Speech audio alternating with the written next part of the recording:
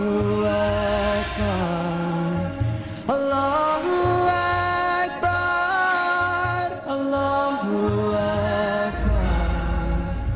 الله أكبر الله أكبر الله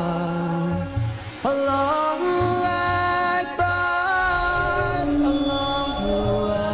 أكبر الله أكبر الله أكبر الله أكبر. اعوذ باللہ من الشیطان الرجیم. بسم اللہ الرحمن الرحیم. پناہ لیتا ہوں میں اللہ تعالیٰ کی شیطان مردود کے شر سے بچنے کے لیے. شروع اللہ کے نام سے جو بے انتہا مہربان اور رحم فرمانے والا ہے. پیس ٹی وی اردو کے ناظرین، السلام علیکم ورحمۃ اللہ وبرکاتہ. آج ہم سورہ النحل کی آیت نمبر 10 سے اپنے مطالعہ قرآن کا آغاز کریں گے. یہ بات آپ کو یاد دلا دوں کہ سورہ نحل نبی کریم صلی اللہ علیہ وسلم کے قیام مکہ کے آخری دور میں نازل ہوئی تھی. اس صورت میں 16 رکوع اور 128 آیات. اس صورت میں توحید کے دلائل پیش کیے گئے ہیں، شرک کے خلاف جو دلائل ہیں ان کو پیش کیا گیا ہے، نبی کریم صلی اللہ علیہ وسلم کی رسالت کو ماننے کی دعوت دی گئی ہے، اور آخرت کے بارے میں استشہاد کیا گیا ہے، یعنی ثبوت پیش کیے گئے ہیں. آئیے اب ہم اللہ کا نام لے کر آیت نمبر 10 سے اپنے مطالعے کا آغاز کرتے ہیں. هو الذی انزل من السماء ماء لکم منہ شراب ومنہ شجر فیہ تسیمون ینبت لکم بہ الزرع والزیتون والنخیل والاعناب ومن کل الثمرات ان فی ذلک لآیۃ لقوم یتفکرون. وہی ہے جس نے آسمان سے تمہارے لیے پانی برسایا جس سے تم خود بھی سیراب ہوتے ہو اور تمہارے جانوروں کے لیے بھی چارہ پیدا ہوتا ہے.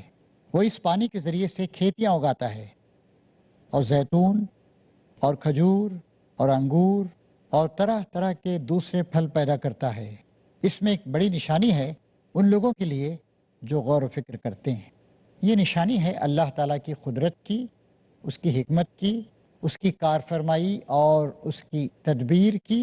اور یہ نشانیاں اس بات کو ثابت کرتی ہیں کہ اللہ تعالیٰ ہی ہمارا مالک ہے، اللہ تعالیٰ ہی یہ سارے کام ہمارے لیے کر رہا ہے. لہٰذا ہمیں اللہ ہی کی عبادت کرنی چاہیے، اس کے علاوہ کسی اور کی عبادت نہیں کرنی چاہیے. آسمان سے پانی برسایا، بحر زقار، بڑے بڑے سمندر موجود ہیں. زمین کا 71% حصہ بڑے بڑے سمندروں سے گھرا ہوا ہے. سمندروں کی اوسط گہرائی 3 کلومیٹر. جو بہت ہی گہرے سمندر ہیں وہ 8، 9، 10، پونے 11 کلومیٹر تک گہرے سمندر ہیں. اتنا پانی، لاکھوں اربوں ٹن پانی سمندروں میں پایا جاتا ہے. اس پانی کو جو کھاری ہے اللہ تعالیٰ سورج کی تمازت اور تپش کے ذریعے سے بھاپ بنا کے اٹھاتا ہے. پانی جو ایک ہیوی چیز ہے، بھاپ بہت ہی لطیف اور ہلکی پھلکی چیز، پھر لاکھوں ٹن پانی کو، کروڑوں ٹن پانی کو، بلکہ یہ بادل، ہوا اپنے کندھوں پہ اٹھا کے لاتی. وہی ہے جس نے آسمان سے تمہارے لیے پانی برسایا. آسمان سے مراد جو بھی اوپر ہے، سما کے معنی ہوتے ہیں جو بھی اوپر ہے، جس سے تم خود بھی سیراب ہوتے ہو. انسان کی ضرورتیں پانی سے پوری ہوتی. پانی کے بغیر پیاس نہیں بجھ سکتی، پانی کے بغیر کھانا ہضم نہیں ہو سکتا، پانی کے بغیر انسان کے خون کا دوران نہیں ہو سکتا. ہمارے خون میں 83%، 83% پانی ہے. ہڈیوں تک میں ہمارے 22-23% کے قریب پانی ہے. اسی لیے ہڈیاں نرم ہوتی، لچکیلی ہوتی، ٹوٹ نہیں جاتی، لکڑی کی طرح کھٹ سے ٹوٹ نہیں جاتی. جس سے تم خود بھی سیراب ہوتے ہو، تمہارے جانوروں کے لیے بھی چارہ پیدا ہوتا ہے. زمین کا ایک بہت بڑا حصہ ایسا ہے جو جنگلوں سے گھرا ہوا ہے، اور گھاس کے میدان بھی بہت بڑے بڑے پائے جاتے ہیں. یہ گھاس جانوروں کے لیے غذا کا کام دیتی. وہ اس پانی کے ذریعے سے کھیتیاں اگاتا ہے، اور انسانوں کے لیے کھیتیاں، اناج بھی ہوتا ہے، مرچ مسالے بھی ہوتے ہیں، ترکاریاں بھی ہوتے ہیں، پھل بھی ہوتے ہیں، اور بہت ساری ایسی چیزیں جن سے ہماری انڈسٹریز، ہماری صنعتیں چلتی ہیں. یہاں مثال دی گئی ہے، اور زیتون اور کھجور اور انگور اور طرح طرح کے دوسرے پھل پیدا کرتا ہے. یہاں صرف پھلوں کا اور کچھ اور چیزوں کا ذکر کیا گیا ہے. ان فی ذالک لآیۃ لقوم یتفکرون. اس میں ایک بڑی نشانی ہے ان لوگوں کے لیے جو غور و فکر کرتے ہیں. کیا یہ خود بخود ہو گیا اتنا بڑا انتظام؟ اور اگر 1-2 سال کے لیے پانی بند ہو جائے تو پھر انسانیت کی کیا حالت ہوگی؟ نہ پینے کو پانی ملے گا، نہ کھانے کے لیے کوئی چیز پیدا ہو سکے گی، نہ کھیتیاں سرسبز و شاداب ہو سکیں گی، نہ صنعتیں اور انڈسٹریز چل سکیں گی۔ اور اگر سمندر کے پانی کو آپ اس کا ڈی سیلینیشن یعنی اس کا نمک نکالنے کے لیے اگر آپ کوشش کریں تو دنیا کے تمام کارخانوں کو ڈی سیلینیشن پلانٹس میں تبدیل کر دینا پڑے گا۔ تو اس میں ایک بڑی نشانی ہے ان لوگوں کے لیے جو غور و فکر کرتے ہیں کہ اللہ تبارک و تعالیٰ تمہارا مالک ہے، اسی کی تمہیں عبادت کرنی چاہیے، اسی نے سارے کا سارا انتظام کیا ہے۔ کچھ اور نشانیاں، اس نے تمہاری بھلائی کے لیے رات اور دن کو اور سورج اور چاند کو مسخر کر رکھا ہے، اور سب تارے بھی اسی کے حکم سے مسخر ہیں۔ رات اور دن کو مسخر کر رکھا ہے، اللہ نے کنٹرول کر رکھا ہے، اللہ نے اپنے کنٹرول میں لے رکھا ہے۔ سورج اور چاند کو مسخر کر رکھا ہے۔ سورج اور چاند ایک خاص انداز سے سورج طلوع ہوتا ہے اور غروب ہوتا ہے، چاند طلوع ہوتا ہے اور غروب ہوتا ہے۔ اللہ تعالیٰ کی قدرت کاملہ ہے۔ فرض کیجئے کہ صرف سورج ہی چمکتا رہتا یا زمین گردش نہیں کرتی اور سورج پر زمین کی شعاعیں مسلسل پڑتی رہتی، تو جس حصے پہ سورج کی شعاعیں پڑ رہی ہیں وہ جل جاتا، خاک ہو جاتا، اور دوسرا حصہ جو سورج کی روشنی سے محروم ہوتا ہے زمین کا، وہ یکبستہ ہو جاتا، برف بن جاتا۔ اس کو اللہ تعالیٰ یوں ارشاد فرماتا ہے کہ اس نے تمہاری بھلائی کے لیے رات اور دن کو، سورج اور چاند کو مسخر کر رکھا ہے، کنٹرول میں کر رکھا ہے، اور سب تارے بھی اسی کے حکم سے مسخر۔ سورج ایک تارہ ہے، سٹار جسے کہتے ہیں۔ ایک تارے کی عمر تقریباً 1000 کروڑ سال ہوتی ہے۔ سورج 500 کروڑ سال سے چمک رہا ہے اور 500 کروڑ سال تک کام کر سکتا ہے، اور بہت سارے ستارے ہیں، اور ان ستاروں کے کیا کچھ اثرات ہماری زمین پر، نظام شمسی پہ پڑ رہے ہیں، ابھی انسان کا علم اتنا گہرا نہیں ہوا ہے، لیکن اتنی بات یہاں پر اشارتاً بتا دی گئی ہے کہ ستاروں کو بھی اللہ نے مسخر کر رکھا ہے۔ اس میں بہت سی نشانیاں ہیں ان لوگوں کے لیے جو عقل سے کام لیتے ہیں۔ اور یہ جو بہت سی رنگ برنگ کی چیزیں اس نے تمہارے لیے زمین میں پیدا کر رکھی ہیں، ان میں بھی ضرور نشانی ہے ان لوگوں کے لیے جو سبق حاصل کرنے والے ہیں۔ رنگوں کا دیکھیے، رنگوں کی ایک بہار، ہر چیز الگ الگ رنگ کی، بادلوں کے رنگ بدلتے رہتے ہیں، صبح و شام کے وقت رنگ بدلتے رہتے ہیں، پتوں کے الگ الگ رنگ ہیں، پھول رنگ برنگ کے ہیں، کھانے پینے کی چیزیں، پھل ترکاریاں مختلف رنگوں کی ہیں، اور ان رنگوں سے انسان فائدہ اٹھاتا ہے اور اپنے لیے جو چیزیں بناتا ہے۔ یک رنگی انسان کو پسند نہیں ہے، کوئی چیز کالی ہے، کوئی چیز سفید ہے، کوئی لال ہے، کوئی پیلی ہے، کوئی نیلی ہے، مختلف رنگ ہیں۔ رنگوں کی وجہ سے رنگا رنگی پیدا ہوتی ہے، زندگی رنگ برنگی ہوتی ہے، دلچسپی پیدا ہوتی ہے۔ پھر فرمایا وہی ہے جس نے تمہارے لیے سمندر کو مسخر کر رکھا ہے۔ ابھی میں نے عرض کیا کہ سمندر 71% گلوب کا، کرۂ ارض کا حصہ سمندروں سے ڈھکا ہوا ہے، اور سمندروں کی اوسط گہرائی 3 کلومیٹر، اور گہرے سے گہرا سمندر 11.25 کلومیٹر تک کا ہے۔ یعنی ہمالیہ کو آپ ڈبو دیں تو اس کے اوپر بھی 1-2 کلومیٹر تک پانی ہی پانی ہوگا۔ ہمالیہ جو سب سے اونچی چوٹی ہمارے پہاڑ کی، سمندر کو مسخر کر رکھا ہے۔ اب ذرا اس بات پہ غور کیجئے کہ اگر یہ سمندر مٹی کو گھلا دیتا تو 71% سمندر کو 29% زمین کو گھلا دینے میں کوئی دقت نہیں ہوتی، لیکن سمندروں کو اللہ نے باندھ رکھا ہے، گویا مسخر کر رکھا ہے، ایک خاص حد ہے، اس سے آگے سمندر بڑھتا نہیں۔ اور کبھی کبھی جب سمندر میں طغیانی آتی ہے تو نقصان ہوتا ہے۔ سونامی کا ایک واقعہ ہوا تھا چند سال پہلے، 10-12 سال پہلے، کتنا نقصان ہوا؟ دنیا کے مختلف ملکوں میں 3.5 لاکھ افراد مارے گئے، انڈونیشیا میں، تھائی لینڈ میں، سری لنکا میں، ہندوستان کے جنوب مشرقی ساحل تمل ناڈو کے کچھ علاقوں میں، یہاں تک کہ اس کے اثرات افریقہ تک پہنچے۔ اللہ تعالیٰ اگر سمندر کو کنٹرول نہیں کرتا، مسخر نہیں کرتا، تو انسانی زندگی ممکن نہیں ہوتی۔ سمندر کو اللہ تعالیٰ نے ایک بہت بڑا ذخیرہ بنایا ہے، خزانہ بنایا ہے پانی کا، اور وہیں سے پانی سرکولیٹ ہوتا رہتا ہے، پانی کا سائیکل چلتا رہتا ہے۔ تمہارے لیے سمندر کو مسخر کر رکھا ہے تاکہ تم اس سے تر و تازہ گوشت لے کر کھاؤ۔ سمندر میں اتنی مچھلیاں ہیں، اتنی اور بہت ساری چیزیں ہیں کہ دنیا میں اگر جو زراعتی چیزیں وہ ختم ہو جائیں تو سمندر کی غذاؤں پر انسان انحصار کر سکتا ہے، اتنی چیزیں اس کے اندر، مچھلیاں ہیں، مسلسل پیدا ہوتی جا رہی ہیں۔ پھر فرما رہا ہے اور اس سے زینت ہی وہ چیزیں نکالو جنہیں تم پہنا کرتے ہو۔ موتی نکلتے ہیں، مونگا نکلتا ہے، اور مختلف قسم کی چیزیں نکلتی ہیں، سیپیاں نکلتی ہیں، بڑی بڑی مچھلیوں کی ہڈیاں ہوتی ہیں، ان سے مختلف چیزیں بناتے ہیں۔ ان کی طرف اللہ تعالیٰ اشارہ کر رہا ہے، یعنی اللہ تعالیٰ نے تمہاری زیب و زینت تمہاری آرائش اور تمہارے ذوق، اس کا بھی خیال رکھا ہے۔ تم دیکھتے ہو کہ کشتی سمندر کا سینہ چیرتی ہوئی چلتی۔ آج تو بڑے بڑے جہاز بن گئے، چھوٹی سی کشتی بھی سمندر میں چل سکتی۔ اور پرانے زمانے میں جب بڑے بڑے جہاز نہیں تھے، میں کہنا اس جہاز نہیں تھے، اس وقت لوگ بادبانوں کے ذریعے سے، انہیں بادبان لگائے جاتے، ہوا کا دباؤ پڑتا اور کہیں ضرورت پڑتی تو پتوار کے ذریعے سے بھی کشتیوں کو چلاتے تھے۔ ایک بر اعظم سے دوسرے بر اعظم کو، ایک ملک سے دوسرے ملک کو، ایک جزیرے سے دوسرے ملک کو لوگ آیا جایا کرتے تھے۔ ہزاروں سال سے انسان کا سلسلہ جاری ہے۔ کشتی سمندر کا سینہ چیرتی ہوئی چلتی۔ اب ذرا سوچئے کہ اگر یہ سمندر نہیں ہوتے، اس سمندر کا ٹرانسپورٹیشن، نقل و حمل بہت آسان ہے، وہ سستا ہے۔ چنانچہ زیادہ تر جو ٹرانسپورٹیشن مختلف ملکوں کے درمیان ہوتا ہے یا بر اعظموں کے درمیان ہوتا ہے، کانٹیننٹس کے درمیان، وہ سمندر کے ذریعے ہوتا ہے، بہت ہی سستا پڑتا ہے وہ۔ یہ سب کچھ اس لیے ہے، کس لیے ہے؟ اللہ تعالیٰ ارشاد فرماتا ہے کہ لِتَبْتَغُوا مِن فَضْلِهِ وَلَعَلَّكُمْ تَشْكُرُونَ، تاکہ تم اپنے رب کا فضل تلاش کرو۔ رزق حاصل کرنے کو اللہ تعالیٰ اپنا فضل تلاش کرنا قرار دیتا ہے۔ رزق حاصل کرنا، بہتر رزق حاصل کرنا، پاکیزہ رزق حاصل کرنا، اس کے ذریعے سے اپنے جسم و جان کی ضرورتوں کو پورا کرنا، یہ مطلوب ہے، مقصود ہے، کوئی بری چیز نہیں۔ اور وَلَعَلَّكُمْ تَشْكُرُونَ، تاکہ تم اللہ تعالیٰ کے شکر گزار ہو۔ اب اگر آدمی ان ساری کی ساری چیزوں سے فائدہ اٹھا لے لیکن شکر گزاری نہیں اختیار کرے تو یہ ناشکری ہوگی اور کفران نعمت ہوگا۔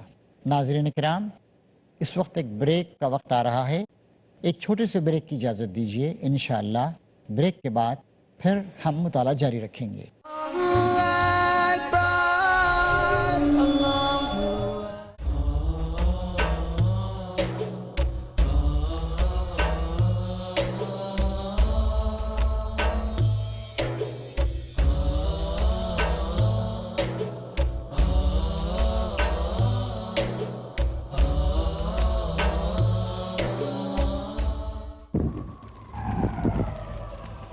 Dialogue.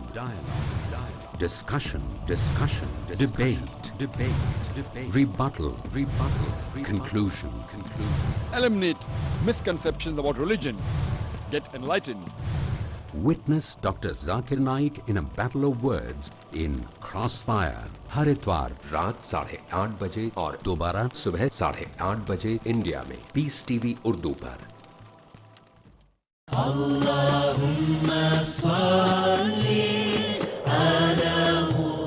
احادیث نبوی صلی اللہ علیہ وسلم۔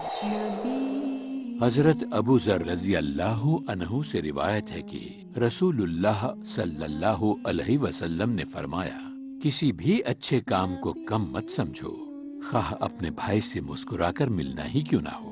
صحیح مسلم جلد نمبر 4، کتاب البر والصلۃ والادب، باب نمبر 1093، حدیث نمبر 6359۔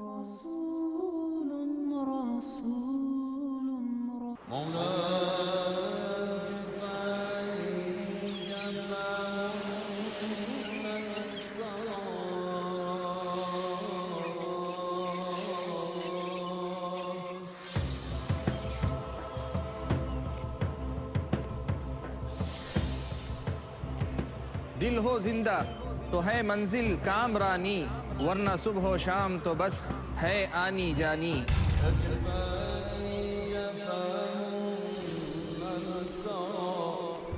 دل بیدار ہے مطلوب ربانی، یہی پیغام نبی کا، یہی تعلیم قرآنی۔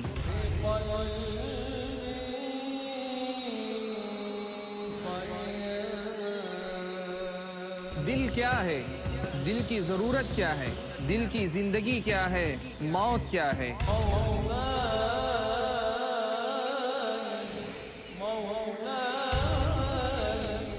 یہ سب جاننے کے لیے دیکھیے میرے ساتھ ایک نیا سلسلہ دل کی دنیا، صرف پیس ٹی وی اردو پر۔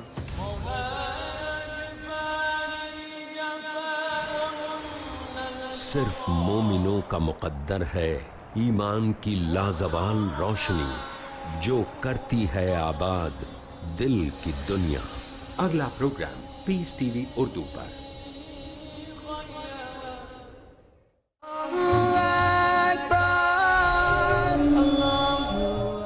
ناظرین کرام، بریک کے بعد دوبارہ آپ کا خیر مقدم ہے۔ آئیے اب ہم سورہ النحل کی بعد والی آیات کا مطالعہ شروع کریں۔ مزید نشانیاں اللہ تعالیٰ ایک ہی بعد دیگرے ہمارے سامنے پیش کر رہا ہے۔ اس نے زمین میں پہاڑوں کی میخیں گاڑ دیں تاکہ زمین تم کو لے کر ڈھلک نہ جائے۔ زمین کو اللہ نے ریگولیٹ کیا ہے۔ ایک چھوٹی سی کار 100-125 کلومیٹر کی رفتار سے جاتی ہے تو وہ کچھ جھکتی ہے، کچھ ہچکولے کھاتی ہے۔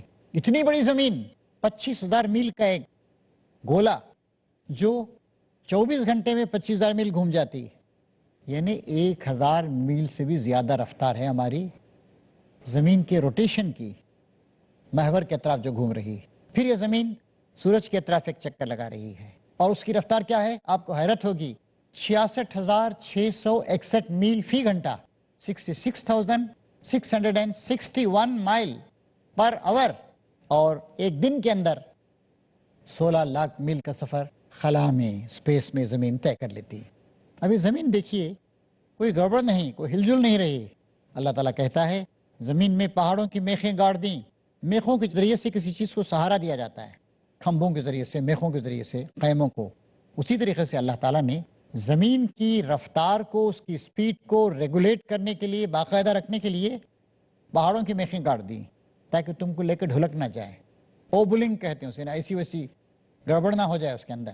اس نے دریا جاری کیے اور قدرتی راستے بنائے، اور صرف سمندر میں پانی ہوتا یا صرف بارش کے پانی پر اگر ہمارا انحصار ہوتا تو سال بھر ہمیں پانی ملتا نہیں۔ بے شمار ندیاں ہر ملک میں، چھوٹی بڑی ندیاں، اور پاک صاف پانی، بارش کا پانی، چشموں سے نکلنے والا پانی، اور جو اونچی پہاڑیاں ہیں ان پر جو برف جمی رہتی ہے گرمی کے موسم میں بھی، سال بھر وہ برف پگھلتی رہتی ہے، تازہ پانی جو ہماری حیات کے لیے، زندگی کے لیے ضروری ہے، ہماری ضروریات زندگی کے لیے ان ندیوں کے ذریعے ہم کو حاصل ہوتا رہتا ہے۔ اور قدرتی راستے بنائے تاکہ تم ہدایت پاؤ۔ اب مان لیجئے کہ بڑے بڑے پہاڑ ہوتے، جیسے دیکھیے ہندوستان کے شمال میں ایک پہاڑ ہے ہمالیہ، تقریباً 3,000 کلومیٹر لمبا ہے، بہت اونچا ہے۔ اس میں بھی کہیں کہیں درے ہیں، جن دروں کے ذریعے سے ہم چین جا سکتے ہیں، یا پاکستان اور افغانستان کے درمیان درہ خیبر ہے، بہت مشہور ہے۔ تو پہاڑوں کے درمیان اللہ تبارک و تعالیٰ نے قدرتی راستے بنائے، اور عموماً جو بہت سارے راستے زمین پر ہیں وہ وہاں بنے ہیں جہاں دریا بہتے ہیں، ہزاروں لاکھوں سال سے دریا بہ رہے ہیں، اور آہستہ آہستہ انہوں نے وہاں ایک راستہ بنا دیا ہے، اور ان دریاؤں کے کنارے کنارے انسان اپنے راستے بنا لیتا ہے۔ جیسے دیکھیے شیر شاہ سوری نے آج سے تقریباً 400-450 سال پہلے گرینڈ ٹرنک روڈ بنایا، پشاور سے لے کر موجودہ پاکستان سے ہوتے ہوئے، لاہور وغیرہ کے پاس سے ہوتے ہوئے، پھر دلی آ کر، پھر اس کے بعد اسی طریقے سے کانپور ہوتے ہوئے، اور پھر وہ بنگال کی کھاڑی تک، کلکتہ تک، وہاں تک چلی جاتی، اتنی لمبی سڑک، اور وہ مختلف دریاؤں کا راستہ ہے۔ اور قدرتی راستے بنائے تاکہ تم ہدایت پاؤ۔ اس نے زمین میں راستے بتانے والی علامتیں رکھ دیں۔ علامت ایک نشانی ہوتی ہے، لینڈ مارک ہوتا ہے۔ فلاں صاحب کا گھر کہاں ہے، آپ فلاں جگہ، فلاں بلڈنگ کے پاس ہے، فلاں مینار کے پاس ہے، فلاں ہوٹل کے پاس ہے۔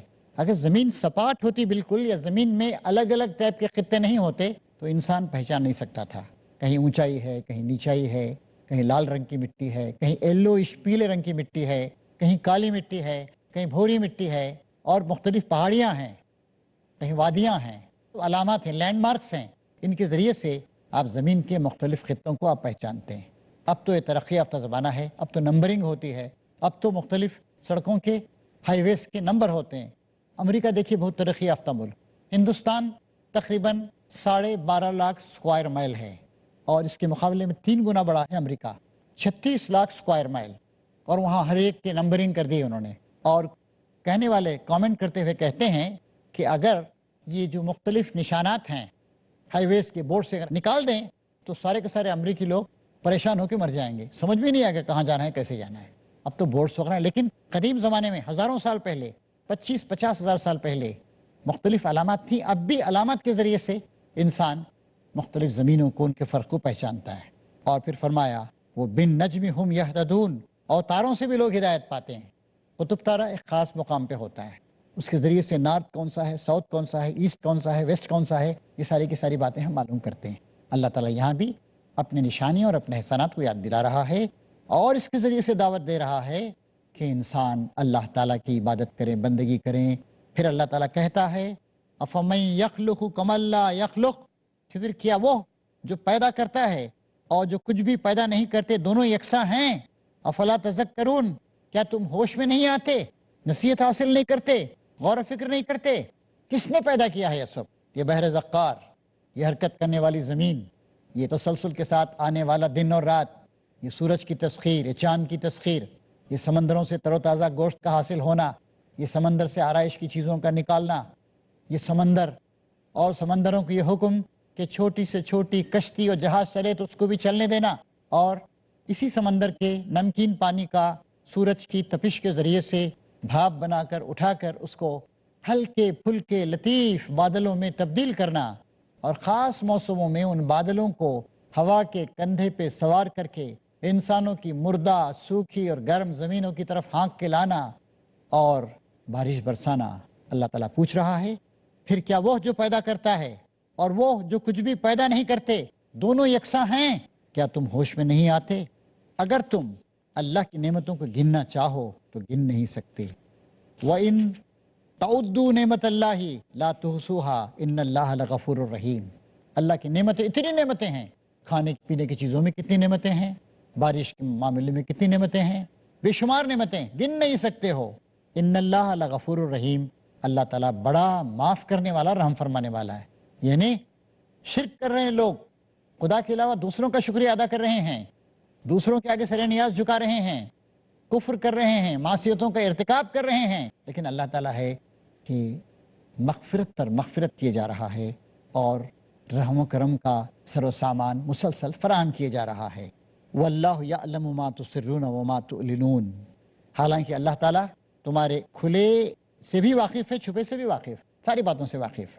اور وہ دوسری ہستیاں جنہیں اللہ کو چھوڑ کر لوگ پکارتے ہیں وہ کسی چیز کی بھی خالق نہیں ہیں بلکہ خود مخلوق ہیں۔ خالق ایک ہی ہے، جو تیرے سوا ہے وہ تیرا بندہ ہے۔